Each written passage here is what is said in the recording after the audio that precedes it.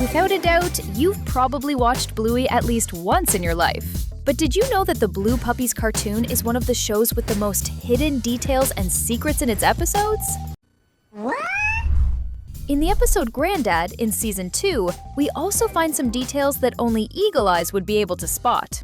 Right off the bat, at the very beginning of the episode, in the very first few seconds really, when Chili is taking the girls to Granddad Mario's house, we can see the beautiful Australian landscape. And to leave no doubt that they are really in Australia, if you put the scene in slow motion, you'll see that they drive real fast past a traffic sign warning that there might be kangaroos on the road. This is definitely the kind of detail that if you blink, you'll absolutely miss it. And it seems like these signs are very well distributed on both sides of the road. Since seconds later, when Bingo starts talking about Granddad's house, if you pause it at just the right time, you'll see another identical kangaroo sign on the other side through the car window. If the other scene went by fast, this one flew by like a jet. I doubt you noticed it when you watched the episode. Another really cool thing in Bluey is the wealth of details that its animators create, linking future scenes with past ones. For example, still in the Granddad episode, as soon as Chili parks the car, the girls and Granddad Mario take off running. And if you look closely, you'll see some really big tires near the tree stump that Granddad was trying to pull out.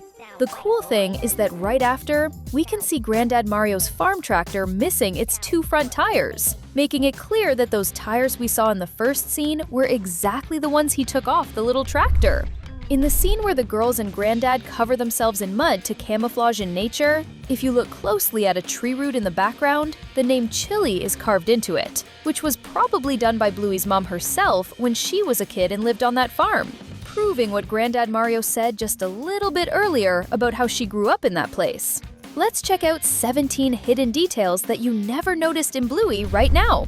Moving on now to one of my favorite episodes, The Creek, which is from the first season, we see that everyone is at the playground. While Bluey and Mackenzie are playing on some of the playground equipment, Bingo is in line for another ride. And if you look really closely, you'll see that the Terriers, those triplet brothers who are in Bluey's class, are at the front of the line. But the detail that practically no one noticed is that one of the three is doing the floss dance, while another one of them is laughing at his brother's artistic performance. But the funniest part was yet to come, and probably none of the Terriers noticed it to laugh at it either. When the three pups, Bluey, Mackenzie, and Bingo, get bored on the equipment, they go over to Bandit, who is lying on the slide resting. And we can see that Buddy, that pug who goes to school with Bingo, had just climbed up the slide when he realizes that Bandit is sitting there and he can't go down. So like the good, polite little dog he is, he waits his turn. The detail is that while he's waiting, if you stop looking at the main characters and look at him, you'll see that the puppy picks his nose and, not knowing what to do with the booger, he just wipes his finger on the slide. Ew! But I laughed so hard when I noticed this. But hold on, because Buddy's part in this episode wasn't over yet.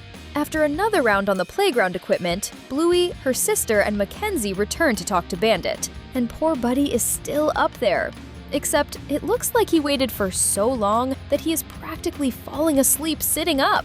And the funny thing is that right when he's about to slide down, he wakes up. He almost fell right onto Bandit's back.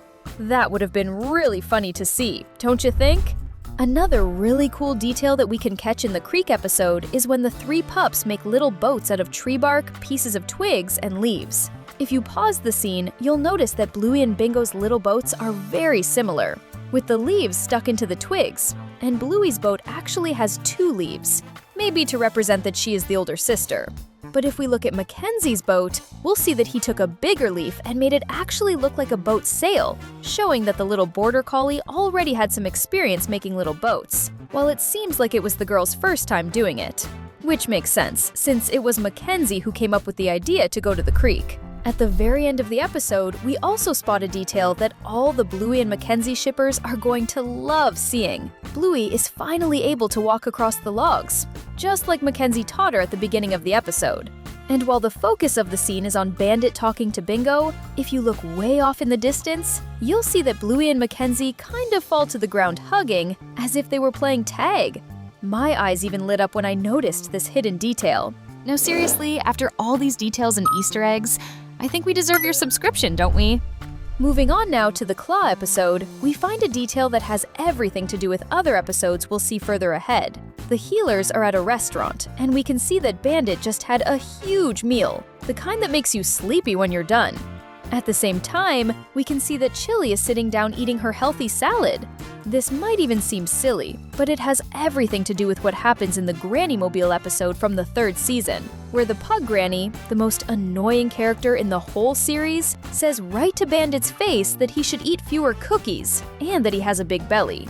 And he immediately grabs his belly and asks his wife if he was too fat, and he gets really bummed out. He even goes to look at himself in the mirror and grabs his chubby little belly. But there is a bit of truth to that, since he never eats salads the way Chili does. The interesting detail is that this would have such an impact that we'd even get an episode caused by it, which is also from the 3rd season called Exercise, where Bandit weighs himself on the scale and actually decides that, after the Pug Granny's joke, it's time for him to lose a little weight and get healthy.